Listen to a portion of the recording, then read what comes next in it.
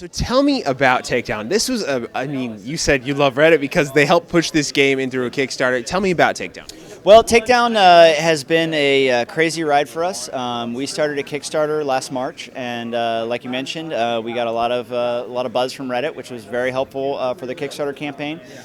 It was really touch and go for a while. I got a little crazy, but I did a insane video where I was tortured, and that kind of helped, along with the AMAs, to push it over to the edge.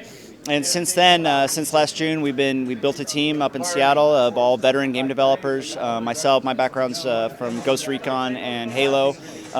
We've got people from day one that worked on Fear and some of the MechWarrior games, and then kind of our core art team's actually from Zipper that worked on the SOCOM games, and they also worked at Sierra before that on SWAT.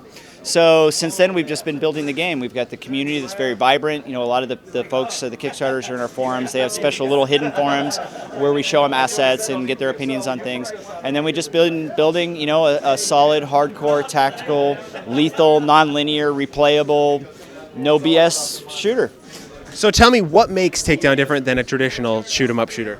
Well, there's a lot of differences. The biggest thing is lethality. So throughout the game, there's no respawns. If you die, you're dead.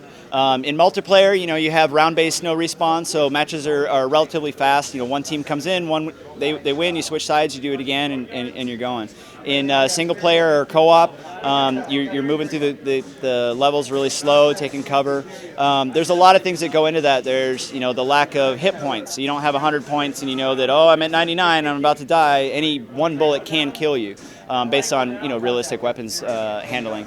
And so the pacing, because it's lethal and it's tense, you can run and you can gun, but you usually won't get you anywhere. So you'll see people, they slow way down. You know, it's funny, we have people here today and they've never played more of this kind of hardcore experience, and I just let them go. I don't tell them, I just say, here, try this. And they run out and they get shot, and we're like, okay, let's try again. And then they go, okay, I'm going to stay behind that guy, and I'll watch him. And you start covering each other, and you start moving.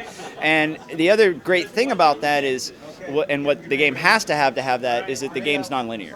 So you choose which insertion point you want to come in. You know, we heard them earlier. They're like, don't go in the lobby, don't go in the lobby. The lobby is this area with like 8 kill zones like coming down into it. And so, you know, people, they'll come in, they'll shoot into the lobby, and then they'll go back and they'll come around and then come in the back door of the building. And really what that does, it puts the impetus on you. You know, if you want to go into the lobby over and over again and die, that's kind of your choice, but we give you the tools to hopefully not do that. You know, we let you choose your weapon, your armor, your optics, your ammunition. You choose all that based on the information that you're given about the level, and then you go in and take it down. So it's not a linear experience where guys are just spawning in front of you or spawning behind you. They're just mowing dudes down and going to the next cinematic over and over and over again. It's really about, you know, thinking about where you are and working as a team and taking things down. You know, you've done a Reddit AMA and you've asked a lot of questions, or you've had a lot of questions asked to you, I should say. And, you know, you've had a lot of probably, I'm sure, repetitive questions, same thing. What's something you've wanted to answer and maybe say about your game that people just haven't really asked, and something that you want to, I guess, define your game as? Well, I guess, you know, a lot of things people haven't asked, just probably because we haven't had a lot of assets out there, is about kind of the art style that we're going for. People are starting to see that today, and that we're really going for a clean, modern look. You know, so a lot of people, they hear tactical shooter, and even, you know, in the AMAs, are like, I totally want my abandoned warehouse level, and it's like, yeah, we're not going to have any abandoned warehouses. We're going for a really clean, modern look. Obviously, it works with the engine that we have, you know, and CQB being indoor spaces, but trying to do something different than, you know, sand and brown, and, you know, actually bring color into shooters again. It's actually something I'm quite excited about, that maybe we can make a little mark that there are colors besides brown and red and gray. And the interesting thing is now I kind of have that as a marketing pitch, like, oh, look at our game, it's really vibrant and beautiful, and there's color in it, and it's modern and clean. But that actually came up really organically. Like we didn't intend for the whole game to be like that. Just when we built our first level, the prototype level that we, you know, shared screenshots with the fans of, it was based on that. Like, we're gonna have a really clean lobby with lots of reflections, like a modern corporation would have. And then we were like, this looks really good. You know, this is an indie game that has this level of graphics that you don't expect to see in, you know, our little tiny game. Anything you want to say to Redditors or people who have helped donate to this?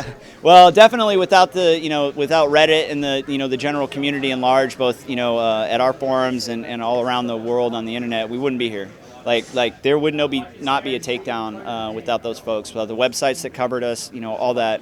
And so it's been both a scary, exciting, crazy ride for me to go from working on the big AAA games like Clancy and Halo to having a small team, and it's all because these infrastructures like Kickstarter and the communities like Reddit and other internet organizations exist. It wouldn't exist. So thank you.